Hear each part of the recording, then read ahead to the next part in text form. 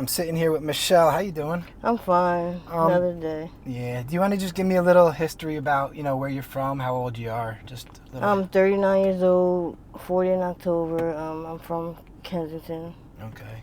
And what's your drug of choice? crack cocaine. Okay. Now, do you use opiates too, or is it? No opiates. So you're just crack? Just crack. Okay. So let me ask you a couple questions about that, because I just interviewed a girl who just had to get Narcaned, just from smoking crack. Mm-hmm. It's happened to me before. Wow. Yeah. So and I knew it was happening, right? It's like I took the hit, and as soon as I exhaled, I said something ain't right, and then went down. Boom. Wow, that quick, They said they had hit me about 4 times. With the Narcan? Yeah, it was straight. Wow. Straight Fetty, I think it was. Yeah. Straight Fetty.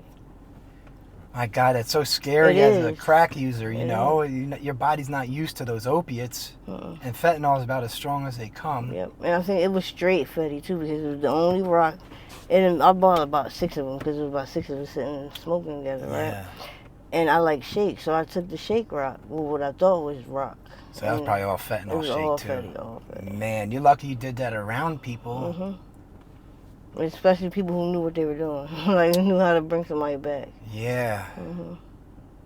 Man, I just wish they would give you guys a safe drug supply, legalized drugs, safe drug supply.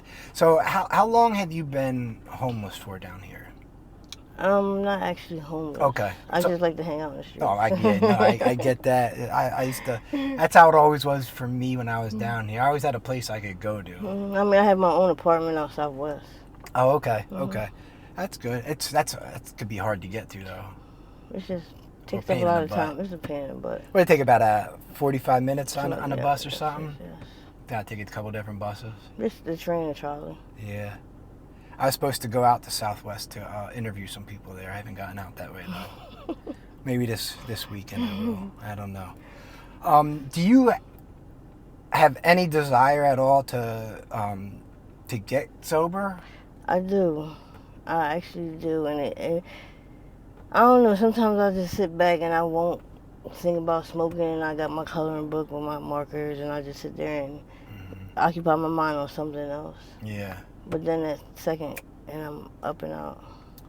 I always try and, when I talk or explain the crack cocaine addiction to people, the mental aspect of it, of fiending for crack, is so powerful. It could be worse than the physical withdrawal from heroin at times. Yeah, because my attitude changes and everything. It's just I'm not... when you start fiending or whatever? Like when I'm having a crack attack, Yeah, my whole attitude and everything changes.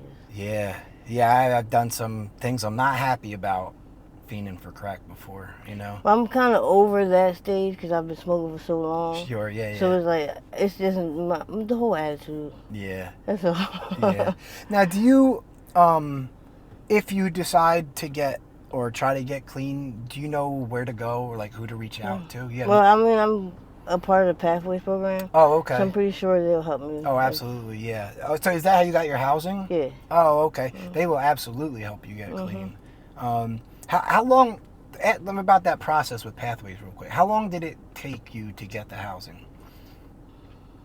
Not long at all. Not long. And what'd you do, how did you start it? Was it through Prevention Point or? No, actually I was under Emerald and Lehigh. Emerald Street. Oh, so you were at the Emerald? Okay. So were you there when they broke that all up and stuff? Yeah. Okay. Yeah. All right. I don't know what this guy's doing. He sees the camera, that's all. Oh. Stop in. Yeah, I noticed him across the street. They looking at you with the camera and everything. Oh, okay. Yeah, we're good. All right. Okay, so you were at the Emerald Street. Okay. Now, when I talk to people about that, they say that's when they broke that up is when Kensington really went crazy. What are your thoughts on that? Did you think it was better when everyone was into one area? I do believe it was better when everyone was in that one area, but then again, everyone wasn't in that one area. Okay. Because it could only fit but so many people in there. Yeah.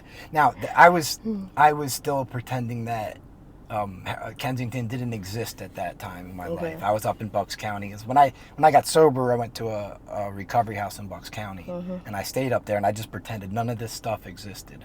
I'm pretty sure that'll work for me too. And I always said, if I want to get clean and sober, like I don't see myself having to go to a rehab. I just need to relocate. Yeah, I people, places, and things. It's but you also got to understand. I went to China when I was 19 on vacation, and I found opiates there in a day. Okay. So it's like wherever you go, you're bringing yourself. So you still get high if you really wanted to. Yeah. But changing scenery is real important, and something that's good with what you have is that Pathways project thing you're in is you can get your transferred other places. Other states?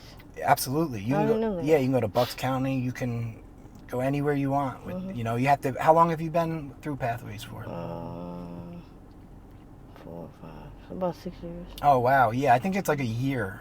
After a year, you can ask to move your housing and stuff like that. So that's something good you could look into. Maybe if you get clean, you could tell them I want to get the hell out of Philly and go to different. That's the only way I stayed sober was getting that. I know. Out of Philly, right? Do you think you'd be able to stay sober in Philly, living around here?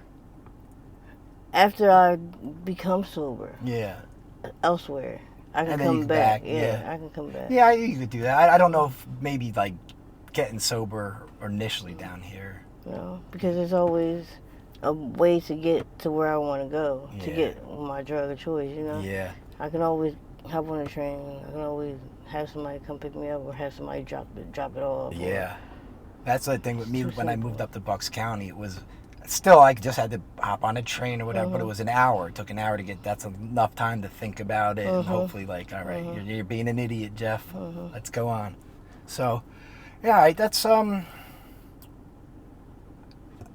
I guess that's good. What am I trying to say?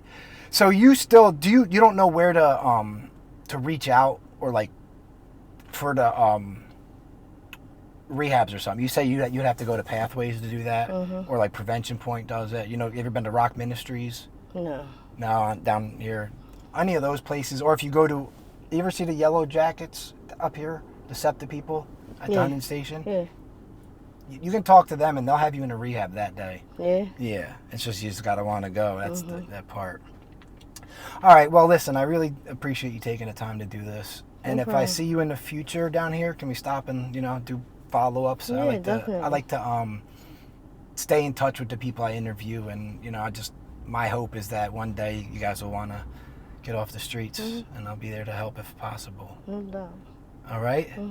All right. Well, thanks again for all your your time in here. I really appreciate it. No problem. All right. Thanks.